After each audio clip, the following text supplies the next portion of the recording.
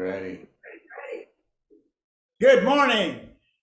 You have reached the Fellowship of Spirit Zoom meeting from Farmington, New Mexico. Today is the 11th of June, 2023. I'm Ron Holloway and I'll be your moderator. Fred Brown is going to play the music.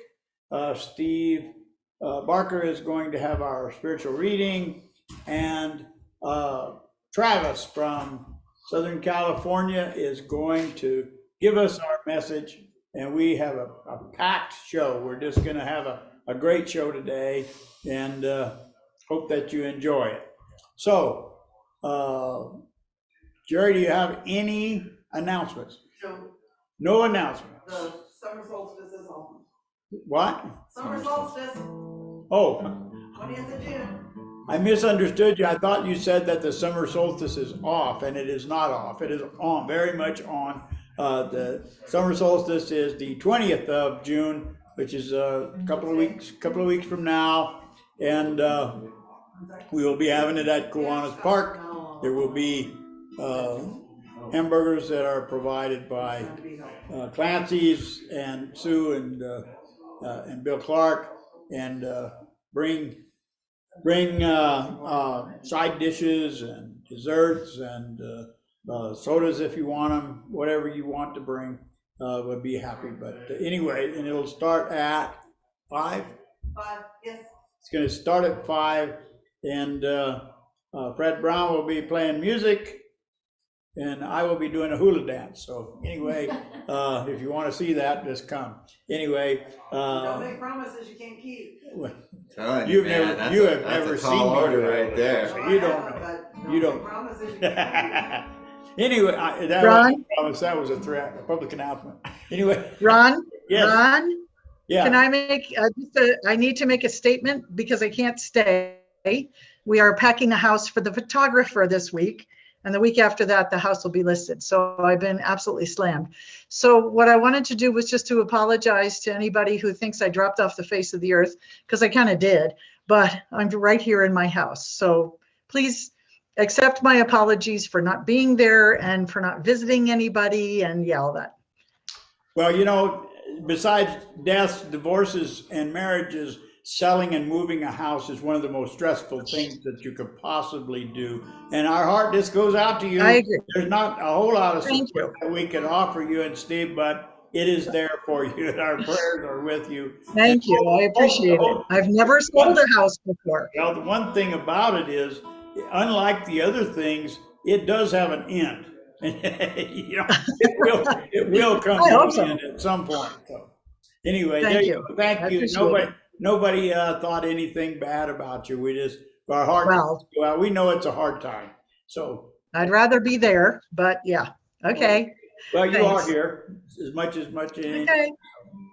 All right. Okay. Okay. So to offer our opening prayer, Susan Barnes is now going to give us our opening prayer. You're going to get me another new husband. How wonderful. No.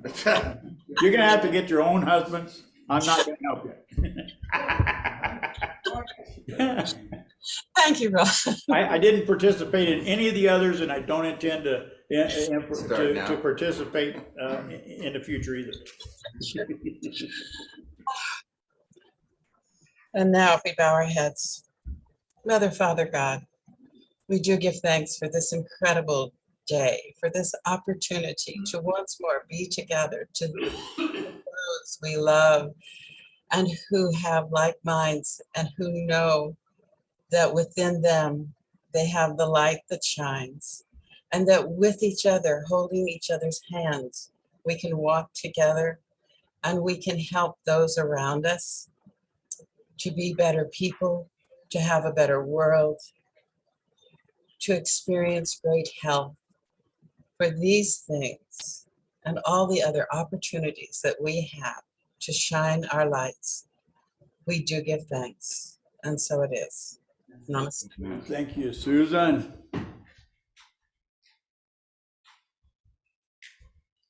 Okay, you're gonna do soul shine. Okay, now we're gonna have our pray log which is Prelude, which is Who, dude? who, dude. Anyway, well, this is a weird day, but we're having fun, so it's all that matters. Anyway, so Soul Shine, played by Fred Brown. So this it's one of those days where I had everything together and got out of the house and didn't have everything together. So The pieces all fell out of your car. yeah, I try to plan and prepare so I can perform well. And every once in a while I space something. So I'll see how I can do this. I suspect you're human. Maybe, huh?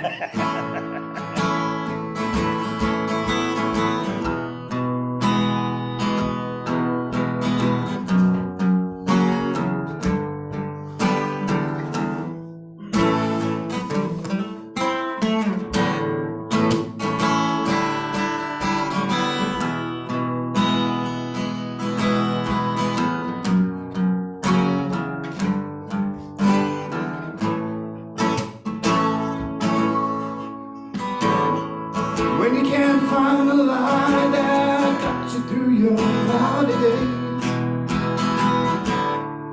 when the stars ain't shining bright and you feel that you've lost your way, when that candlelight won't burn so very far away, well, boy, you gotta let your soul shine, just like my daddy used to say. Your soul shine better than the sunshine, better than the moonshine, and it's damn sure better than the rain. Now, people, don't you mind? We all feel this way sometimes. You gotta let your soul shine, shine till the break of day.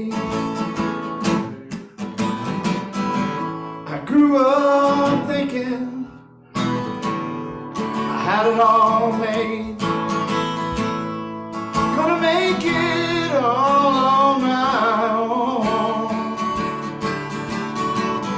But life can take the strongest man and make him feel so alone. Now sometimes I feel a cold wind blowing through my aching bones.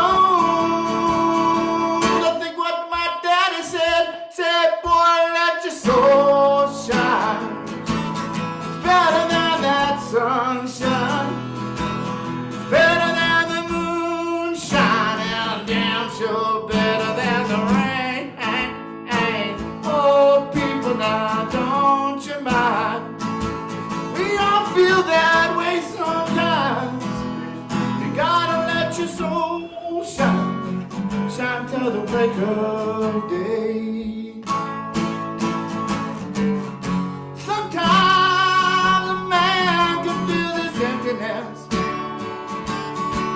Like when a woman has robbed him of his very soul. And sometimes a woman, God knows, can feel like this. And when your life seems so cold, you gotta let your spirit go. Let your soul shine. Better than that sunshine, better than the moonshine, and damn sure better than the rain. Oh, people, now don't you mind? We all feel that way sometimes. You gotta let your soul shine, shine till the break of day. I said, my daddy said, let your soul, let it shine till the break of day.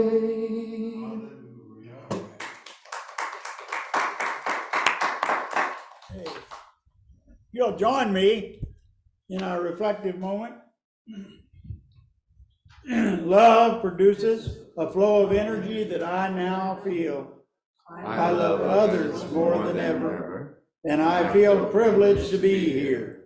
Love flows from one person to another. It's Holiness and so So it is. So there we go. Thank you. All right. You ready? Yeah. I wanted you to have a little break. We messed up in the beginning, so we didn't have much, no Tuning bookmark. song. Yeah.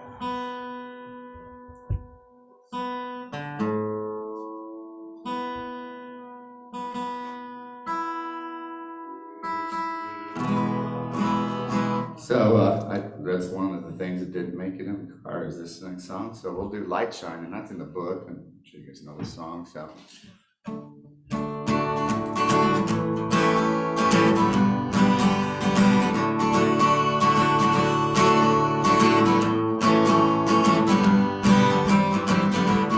People, let your light shine. Oh my, let it shine. Come on, let it shine. All night and day. People, let your soul shine. Oh my, let it shine. Come on, let it shine. All night and day. Well, we all got a light inside. People, how we can survive if we don't let it shine all night and day. Though the world is dark with fear, people scared to let you near. They need to let your light shine all night and day. People, let your light shine. Oh my, let it shine. Come on and let it shine all night and day. People, let your light shine. Oh my, let it shine. Come on, let it shine all night and day. Come on, be a sunshine. Let love light be in your eyes. Yes, and let it shine all night and day.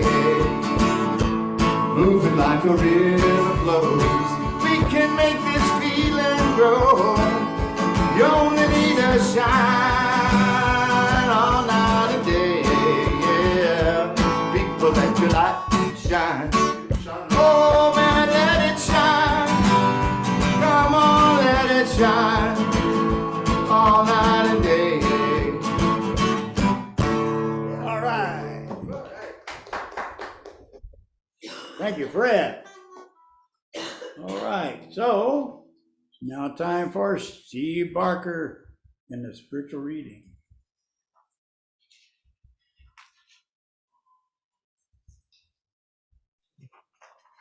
Okay, thank you all. Welcome, Steve. Today's reading is actually yesterday's daily guide from Science of Mind. And the title of it is Shed Your Tears. Can't hold back my tears. That would be a crime, because I look pretty crying. That's from Lizzo from her song Exactly How I Feel. Infinite presence becomes personalized at the center of your being, warm, colorful, loving, and joyous. That's from Ernest Holmes from A New Design for Living. Reading the words from Holmes, I wonder, do tears have a place in my personalization of the presence? Are tears part of our being warm, colorful, loving, and joyous? I would love to give myself the gift of tears. I have a mistaken belief that only a few things are worthy of or reserved for crying: death, loss, hurt, or pain.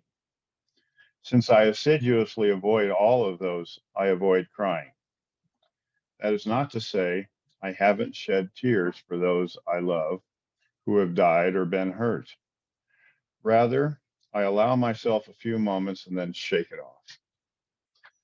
In some ways, I'm waiting for something terrible enough to unload the decades of grief that I have stored up.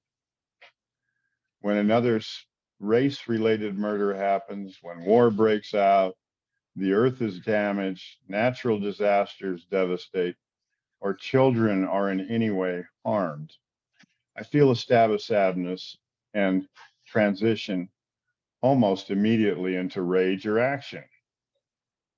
The few times I really let the tears fall, I found incredible peace afterward. In a way, my tears cleared the illusion of anything I created in my mind that seemed to not be God, to not be love. Tears are a gift. Sorrow is a gift.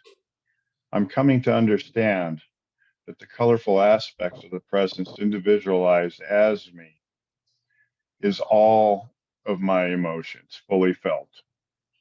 The full range of my human experience reveals that at the end of sorrow, at the end of tears, what is left is the essence of life, love itself. Affirmation. Starting today, I give myself permission to explore and fully experience the tenderness of my tears. And speaking from recent experience, yes, Jenny and I are emptying this house of 30 years of memories and experiences.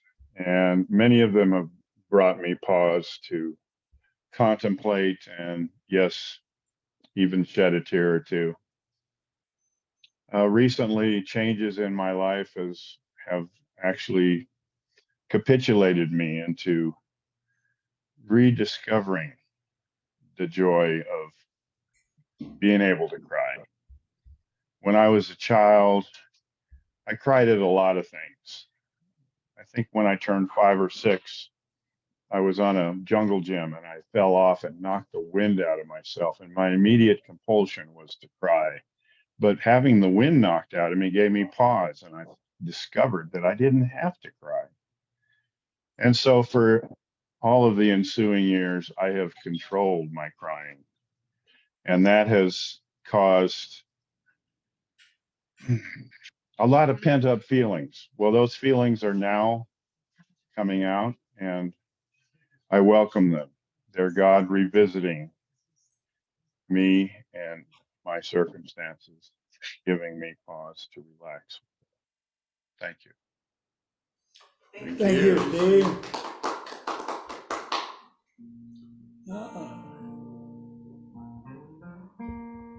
Yeah, he didn't mention tears of joy, which I sometimes feel. You know, sometimes it'll just creep up on me. Not only sadness that will make my eyes tear up, but also joy. So, all right. Oh, there have been plenty of those. You bet. Too. Yeah. So you got another song? What is it?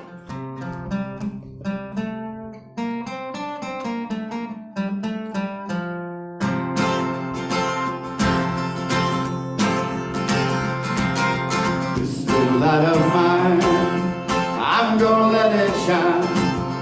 This little light of mine, I'm gonna let it shine.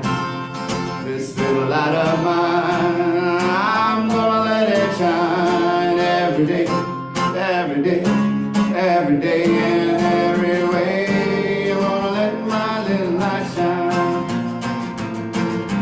The light that shines is the light of love, lights the darkness from above. Shines on me and it shines on you, and it shows what the power of love can do. Shine my light both bright and clear, shine my light both far and near. In every dark corner I can find, I'm gonna let my little light shine.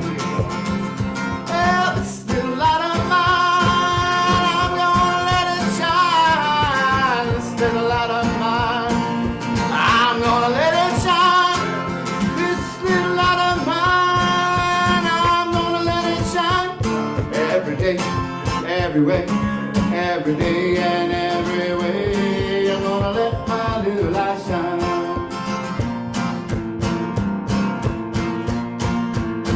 Well, Monday gave me the gift of love, and Tuesday peace came from above, and Wednesday told me to have more faith. Thursday gave me a little more faith. Friday told me to watch and pray. Oh, and Saturday told me just what to say. Sunday gave me the power divine. Let my little light shine.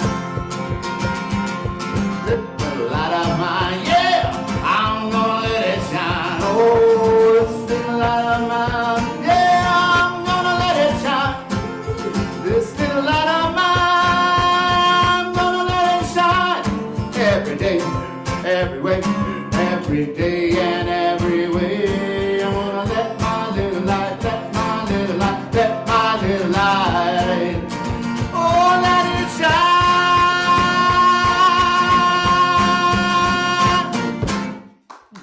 All right. Thank you, Fred. That was by request.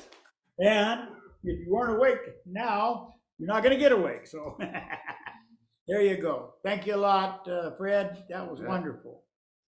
Okay, we have today coming to you from Southern California is Travis, who is no stranger to our Zoom meetings, to this church. He has been here in this fellowship for many, many years. He is, no, I don't know what happened there. No, anyway. Long time no see, Travis. How you doing? So, anyway, I'm gonna, without further ado, let's welcome Travis. Yo, Travis, hey. Well, thank you, and it's good to be here with you once again. It's been quite some time. I really appreciate that rendition of this little light of mine, and I always wondered why we don't call it this great big light of mine. I'm not sure. You know, like a searchlight. This great big light of mine, I'm going to let it shine. You know, when I sang in the choir at Dr. Daniel Morgan's church in Los Angeles, we did a verse to that song that I really love, and it goes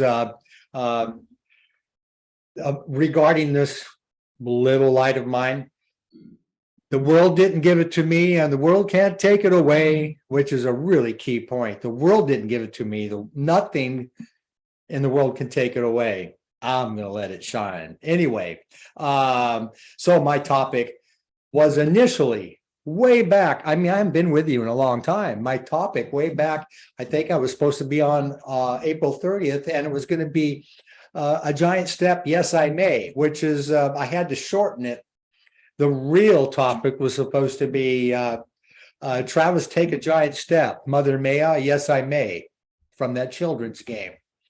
And so we've transitioned out of that, and I'll explain momentarily. But the reason I was coming up with that topic, or that talk title, was a dream I had in April. And I had this dream that really had a big impact on me. And the dream was that I beheld a being of light. And by, I came to the realization that I was looking in the mirror. And I went, wow, you know, beholding myself as a being of light was really had an effect on me, so that when I woke up, I began to think about that in terms of, you know, what do I need to do to be that? I mean, that seems like a great aspiration. Be a being of light. We all hold such beings in high regard. Their magnificent presence.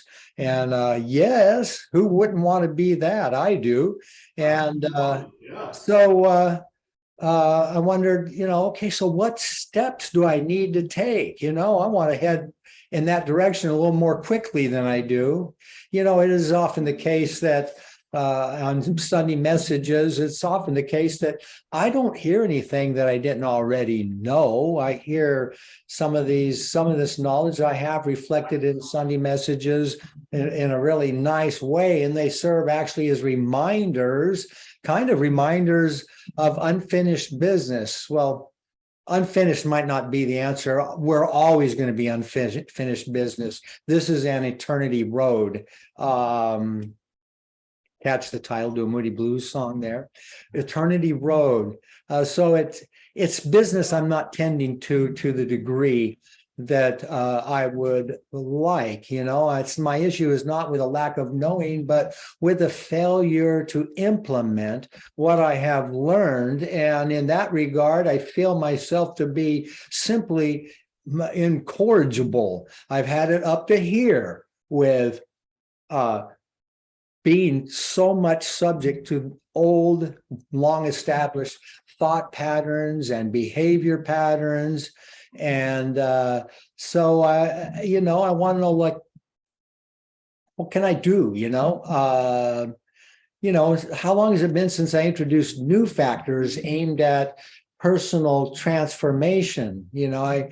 I recognize that I do something that might be looked upon as the same thing over and over again, and I am wanting different results, and you may recognize that as pretty close to a popular definition of insanity.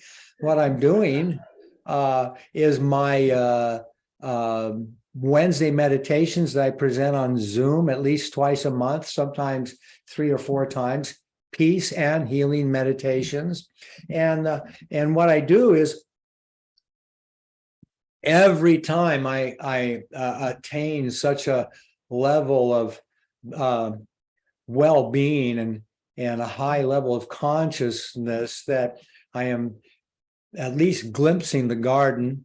I want to, so I pledge that when I walk away from this meditation back into my daily life, I'm going to avoid forgetfulness. I want to remember who and what I am and live from that. And so I'm wondering, if I want dramatically different results, then it's required of me, I think, to imagine into reality a substantially different approach to my spiritual growth. And something, I am making progress. Something that's really helping is my years of Tuesday evening healing classes with the Reverend Aman, where we're studying, or we have studied Goldsmith and Neville and Roy Eugene Davis and Mozamdar and others. And it's brought me to understand something that I'd heard, but it's really cemented it, that the intentions and the hopes and the fears and the worries and the plans and the limited ideas of my little self, which is, if not comprised wholly of the ego, the ego is a large part of the little self, and it has brought upon me conditions and circumstances that I do not want, by the little self determining what factors enter into the law of attraction, the law of cause and effect, and bring to me what is consistent with those limited ideas. So it makes me wonder, it's like, were my parents right? I can't do it. I mean, they didn't say that specifically, but that was one of the messages I got from the way I was brought up. I can't do it. And apparently my little self can't. Some teachers say that. Well, Goldsmith, I think, says that we cannot control our minds. So we have to turn our backs on the use of our mind. That little self is such a rascal. Incorrigible he is, a descendant of some ancient traveler who passed through the gates and exited the garden, having eaten from the tree of the knowledge of good and evil, and destined to face thousands of lessons.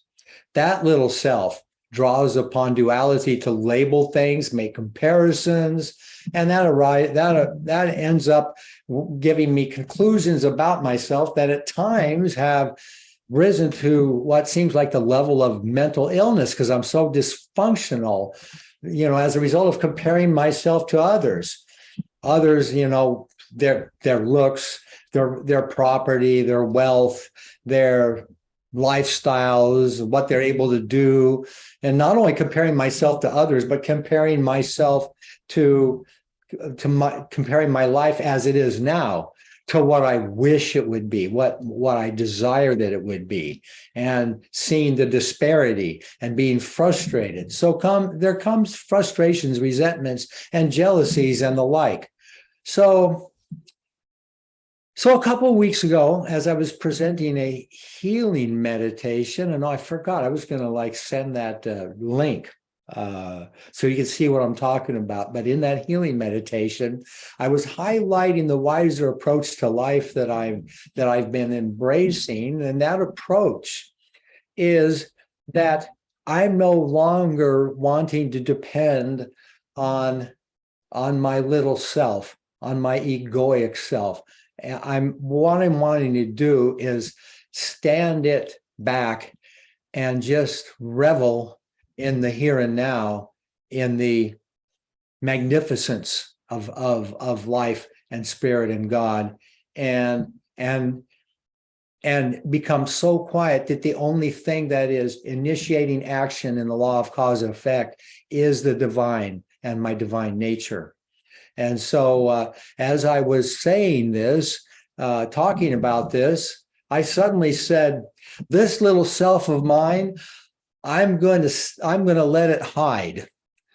And then I laughed. I said, I'm amusing myself. This little self of mine, I'm going to let it hide. And so I thought of that song. I was like mimicking the song. And since then, since that meditation, I've realized my little self may not want to hide. So I've changed the words to this little self of mine. I'm going to set it aside, or I'm going to stand it aside. And so hence the new title of my talk, This Little Self of Mine. And so what I want to do is let spirit set the law in motion. Put this little self aside so that what's left is my authentic self, spirit in action, pursuing its divine agenda. Very much like what James Joyce says in A Portrait of the Artist as a Young Man, where he makes reference to devotions in which they consider the Father as contemplating, as in a mirror, his own divine perfections, and thereby begetting eternally the eternally begotten Son, which is all of creation, including myself. That's what I want to do, is let the Father, let God, Spirit, contemplate or simply be knowing its divine perfections right here and now where I am, so that what comes into my experience is reflections of those divine attributes. Joseph Goldsmith says on page 151 of The Thunder of Silence, we need to learn how to release the whole situation into God, willingly admitting, look, I certainly have messed this life of mine, messed up this life of mine. Yes, I can read. Look, I certainly have messed up this life of mine so far.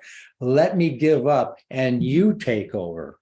And he writes on another page that when God or Spirit takes over, we can feel its every movement coursing throughout our body, right through the muscles and veins down to the nails, which is sounding like a depiction of what I'm trying to accomplish in healing meditations by setting this little self of mine aside and letting Spirit do it.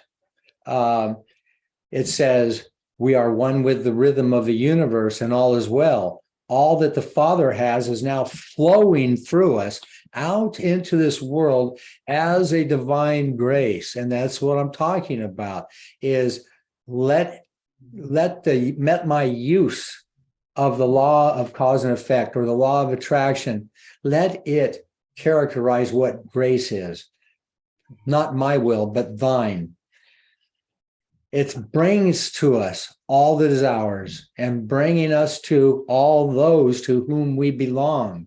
So we learn that we need to take no thought for the things of this world. We need not fight either aggressively or protectively. We can stand still and think no thoughts. Now, thinking no thoughts is how we put the mind, the mind aside, the ego aside. We think no thoughts, just be receptive and let God's thoughts flow through us and permeate our being. My teacher on Tuesday nights has rightly informed us students that we are no longer searching for answers. We don't need another book or another lecture or another workshop. We don't need another anything. What we need only to implement what we already know, which is something that I think every person in the world could say, what I know is much more than I have implemented. And I need to transcend this incorrigible little self and do the work. The path back to the garden is as lit up as an international airport runway. The lights are flashing. We are being beckoned. The message is abundantly clear from a number of directions. For instance, Eckhart Tolle says, not a direct quote, I just remember the gist of it. Everyone's primary purpose is to cooperate with spirit so that it can fully express itself right here and now as us, as me. And look how nicely that fits with how I usually like to open up my Sunday messages, following the example of Reverend Mark Wolf when he used to say this at the beginning of many of his messages on Sunday mornings in Durango, that the universe has but one divine will, and that is to express itself fully at every point in the universe. And you and I and everyone else are one of those points. So we are to cooperate with that, with spirit, so that it can do that. Ralph Waldo Emerson says, what lies before me and what lies behind me are but small matters when compared to what lies within me. And then, of course, Jesus says, the kingdom of heaven, well, I like to update it. I like to say that the queendom of heaven is at hand, and that the Father is closer than hands and feet. All of these references are to a presence in me. It's not my little self at all, which mends the broken bone. It is life and God itself in me, possessed of infinite knowledge and intelligence and resources that regulates my pulse, my breath rate while I'm asleep. It makes adjustments and corrections every second of my life. If I injure my skins, cut or scrape my skin, or if I need to have my temperature raise up to get rid of an infection, or if I need to heal whatever I need to heal, it seems that every second of my life, what appears to be an intention of life in me is at work to attain and maintain the highest well-being. Why should it do that? Because it has as its agenda fully being itself in me as me. And that makes life, that makes the universe, spirit, God, absolutely for me. And what can stand against me if I set my ego aside and stop comparing, stop labeling things? We know what this presence of life does in our bodies if we don't obstruct it and don't interfere with it. So the question I ask is, why would this life that is, of which I'm an expression, that is active in me, that heals me, why would it do this, be such an advocate for well-being in my body, and not be such an advocate outside of me in my circumstances, in my situations, in my conditions? And well, I think it must be assumed that it does do that. I mean, why not? So now I'm coming to, what is this, the third experience I'm sharing with you in this message. A couple of weeks ago, Friday, I had another one of my shaking chills where I was trying to get a fever. And I, at a previous point, intuitively knew what to do. If my body's trying to have a fever, let me handle that. I got in a very hot tub of Epsom salts. And I'll tell you, if a raised body temperature is what you want, here it is. And the shaking stopped. I relaxed. I got out. and I was exhausted, but I laid on the couch and I was listening to the Sirius new wave station that they call Spa. And as I'm listening to it, I'm visualizing things I got from Mozumdar. Like he says to imagine that the Father is saying to me, I am healing the broken part of your body. I am healing the broken part of your body. Imagine that. Elsewhere, he says that in our meditations to imagine, to vision the superconscious light, living and lighted presence in my body and in my mind and radiating in all directions. Let that light shine, this big light of mine, the superconscious living and lighted presence in my body and mind, radiating in all directions, the presence in action. So I'm going through these things to be well, to heal myself. And suddenly some music comes on. I hadn't heard it before, but I recognized it as Stephen Halpern. So I opened my eyes to see what it was. And it was the album Theta. And in smaller letters, it said, high coherent soundscapes for meditation and healing. And oh boy, as Stephen Halpern did, I was being transported fully into spirit. And then came the words to me, go and sin no more. And so I started thinking about that. Why am I thinking go and sin no more? And it's because of my incorrigible self that goes from these meditations out into daily life and very quickly gets frustrated or impatient and labels things as something other than divine. I am doing these spiritual practice to stride steadily into my greater yet to be.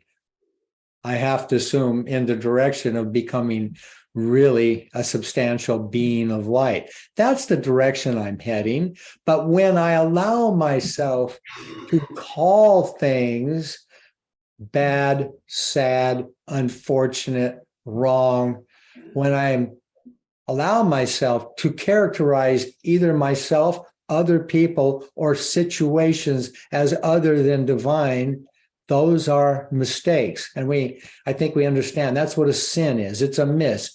It was an archery term. It meant you missed the mark. I missed the mark. Try again. Miss the mark. Try again. Stop characterizing the things of my life or myself as other than divine, because each time I do that, it is a mistake and it's a step backwards. And I don't need steps backwards on this path. This path that leads back to the garden, which I also accept as a synonym for the queendom of heaven.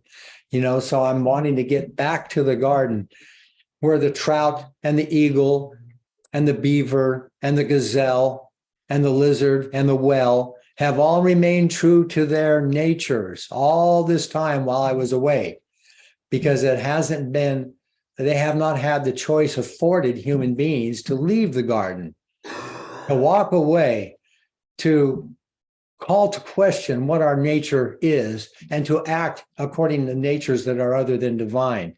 We had that choice, and we left the garden, and after so many thousand lessons, we discover that our true nature, our divine nature, is the answer to any challenge, to any conflict, to any difficulty. Our nature is the answer to everything that might befall us. Let's look in on Isaiah chapter 65, verse 24. Before they call, I will answer. That always seemed an amazing arrangement until I understood that, I'm thinking perhaps. There's a lot of bad translations. There are mistakes in translations. I'm thinking maybe this was originally before they call, I have answered, because that is the case.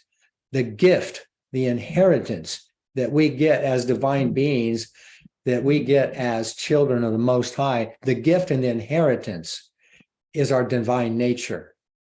And so even before we call, we have already been given that nature, which is more than capable of meeting any challenge or difficulty.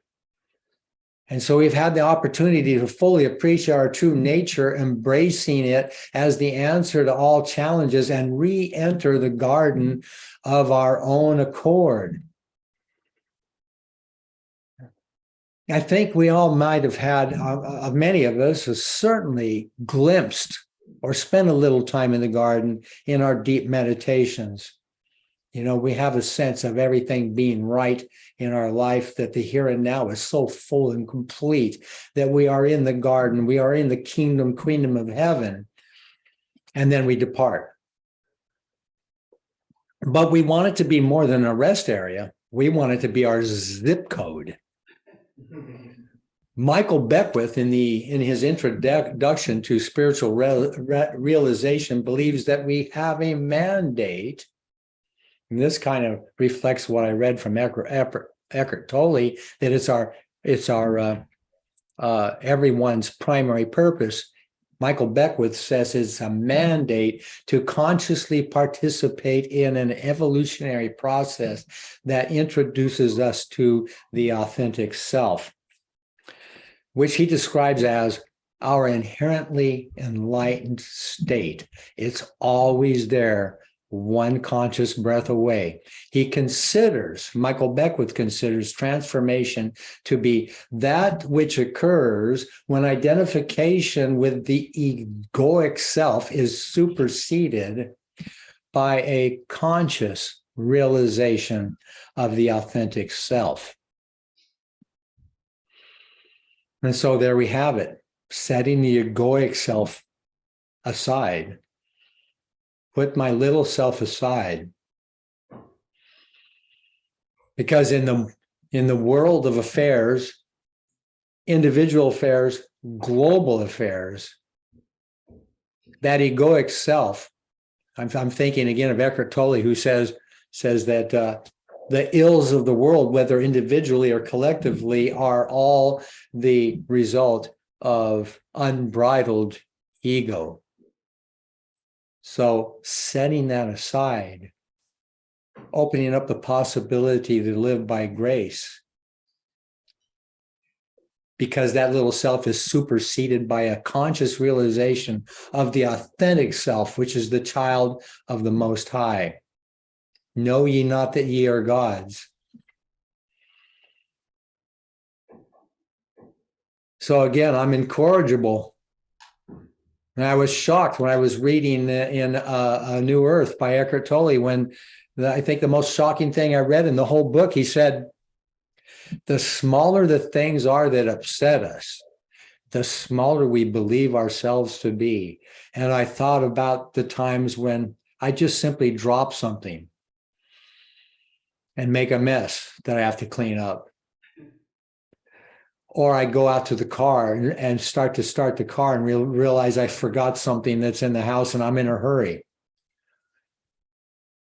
Emerson says that these things are small compared to what lies within. So if they upset me, that's how small I believe myself to be. Get it straight. Let us all remember who we are, who I am. And live from that. Be in the garden. Make it our zip code. Now, what is the substantial way that I'm going to change my approach so I can enter something different into the equation and get different results? I don't have an answer other than have these catchphrases to fall back upon, to highlight the mistakes I'm making when I characterize something as other than divine, and say, this little self of mine, I'm going to set it aside. I know who I am. I want to live from that. I've just work to increase the frequency that I remember that more quickly when I lead myself astray. Remember that more quickly. Spend more time knowing who I am. Spend more time being that super conscious, living enlightened presence in my body and mind, radiating out in all directions, being that, having these phrases to fall back on and meet the times when I'm led astray with a whole bunch of truth. Speaking of which, I'm going to turn back to Joel Goldsmith from page 72 of The Thunder of Silence. And he says, if we dwell with spiritual truth in our consciousness, none of the evils of this world will come nigh our dwelling place, because the truth entered in consciousness takes over and begins to live our lives, living in an atmosphere of spiritual wisdom. I'm reading this slowly to feel the truth of it. And that's one of the things we can introduce as a dynamic factor in setting the law of cause and effect and the law of attraction in action. Let spirit do it. Living in an atmosphere of spiritual wisdom and feeding consciousness with truth. There comes a moment when that truth takes over the mind, and then no longer is it necessary to fill the mind with truth. From then on, the flow is the other way. It is not we who are thinking truth, remembering, declaring, or meditating on truth. It is truth using our mind for its expression, always using us, always flowing through us, the divine in us, as us, contemplating or knowing only its own divine reflections, and then what comes our way into our experience and how we are in the world is a reflection of divine attributes. And so the little self can't do it. The little self doesn't even want to remember. The ego is a rascal and is to be set aside.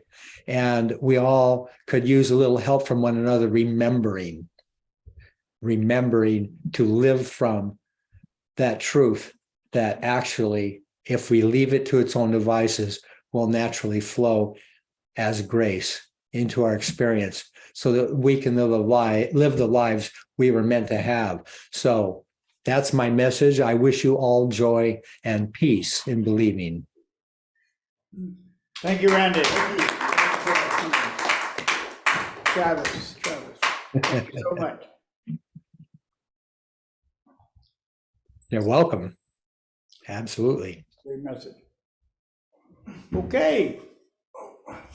Well, we'll see you back here, and I don't know what the rotation is, 3 or 4 weeks, something like that. We hope that your health continues to increase and become better, and you become stronger, and you don't have to suffer those setbacks. And so we're really glad. We're sorry to hear that about your mother passing, but she lived my understanding is she lived a very full, happy, long life, and that she was not enjoying life towards the end, and that you felt like it was a release. Is that correct?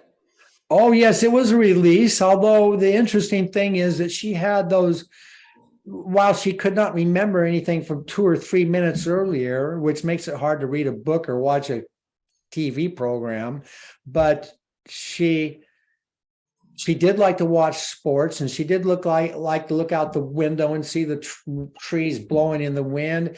And I could see there was a quiet joy that of those moments. She was experiencing like a childlike joy, and I knew that registered in her well-being, even if she didn't remember it 3 minutes later. And so, but yes, it was all in all good for her to move to another experience. All right. Well, thank you, Travis, and we will see you soon. All right. Look forward to it. Let's give Travis a big hand.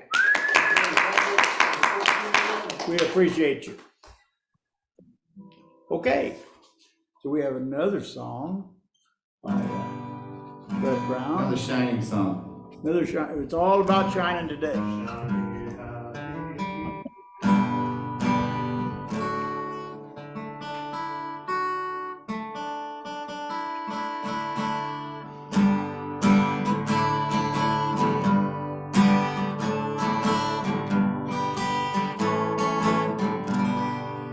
Oh, the dark, hang on. Oh, the dark.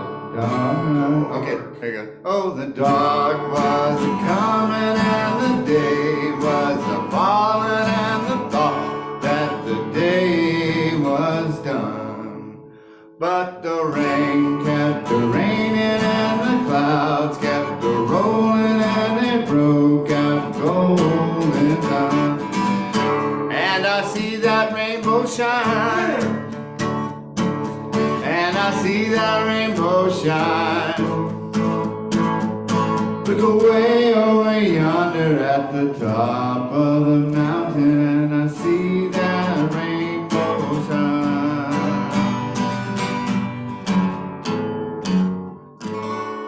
Ooh, these things keep going out of tune, huh?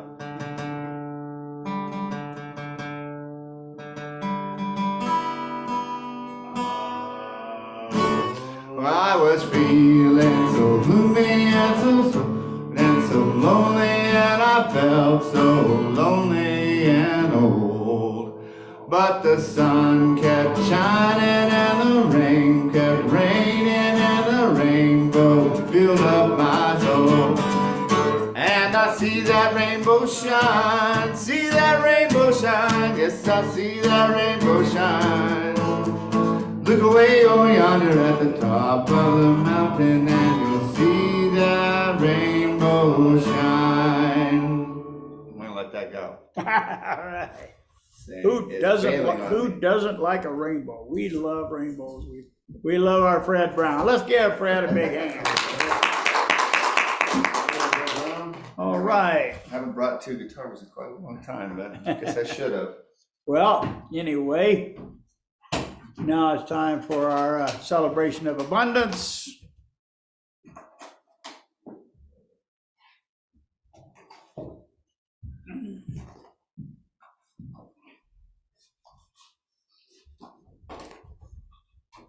Hey, I want to say something about celebrating abundance, and that is that there was a minister up in Lancaster, really great guy, great messages. And one day, when I was visiting there, when it was time for the offering, he said, well, they say you can't send it. They say that you can't take it with you.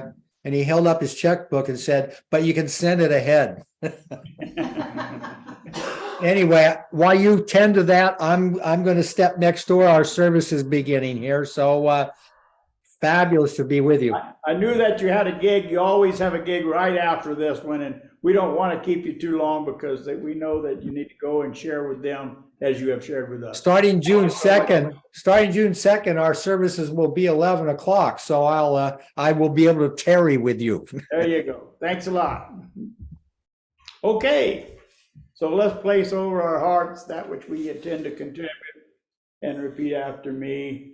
Divine love flowing through me blesses and multiplies all that I have, all that I give, and all that I receive through infinity. I am prosperous.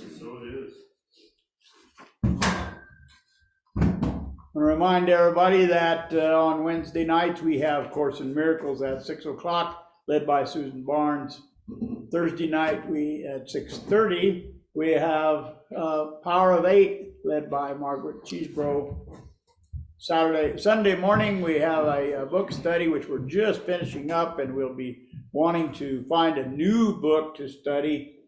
We're just finishing up with Zero Limits by Joe Vitale. So if you have an idea for a book that you would like to discuss and read and share with one another, bring it to us either in person here at the sanctuary or on Zoom. Equal participation. It doesn't matter how you show up. We just ask that you do. And so those things. And of course our weekly service is at 10 o'clock on Sunday morning.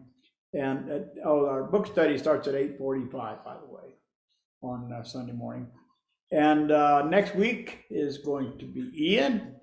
Yes, Ian Laurie from Belize. And so he will be coming to us via Zoom by from Belize. Okay, so come and check us out next Sunday. Okay, are there any announcements? No, other than we already discussed our solstice. If you have any questions, whatever about any part of it, whether to what to bring or anything, please get in touch with Jerry and she will let you know what's going on. If we need transportation, is there a transportation option? Yeah, check with Jerry. Let us know. Okay. Yeah, just let somebody know, okay? All right, so Bill Clark is coming forward to give us our closing message. Good morning, everyone. Morning. Good morning, Bill. Encouragement from within. You can enjoy encouragement coming from the outside, but you cannot need it to come from the outside. This is a quote from Vladimir Worinsky. It feels fantastic to hear encouraging words, whether they come from a coach, a boss, or a loved one. It gives us a boost and the inspiration to continue our journey. It is even better to have a sense of certainty that comes from within. Setting and reaching a goal or completing a big project requires inner strength and approval. We can draw on that even when some of our usual cheerleaders have become silent. I am my own greatest encouragement, and I will speak encouraging words to myself about a challenge in my life right now. And I guess this is saying is that as we go through life, it really does have to come from within, not from without, and to carry us forward. So God bless, and everybody have a great week. Thank you, Bill. Amen. Hallelujah. Inspiration, while sometimes coming from without, if we get used to it, it's nice, but our inspiration really needs to come from within. That's what I got out of that reading. Okay, so now, Fred, we're gonna make a circle and we're gonna sing our songs. Sing us out of here.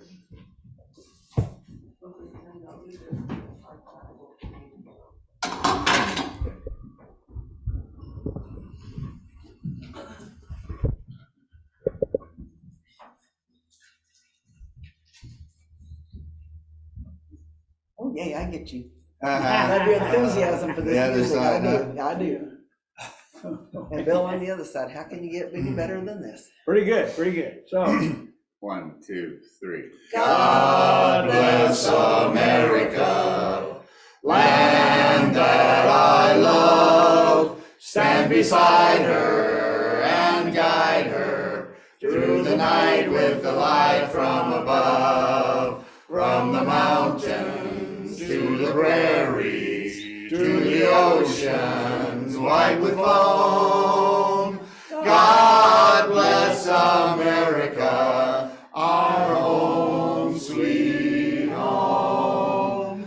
God bless America, my home, sweet home. Weave us together, weave us together in unity and love. Weave us together, weave us together in unity, and yes, there is peace on earth, and yes, it begins with me.